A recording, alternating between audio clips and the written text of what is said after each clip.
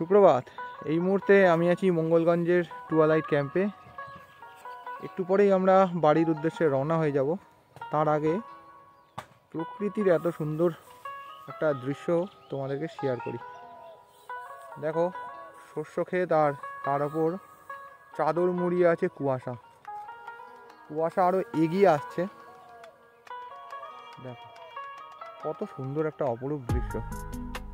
আমরা শহরের মানুষ এই দৃশ্য দেখার জন্য বসে থাকি, আর এখানে প্রকৃতি আমাদের সামনে ধরা দিয়েছে বলতে পারো।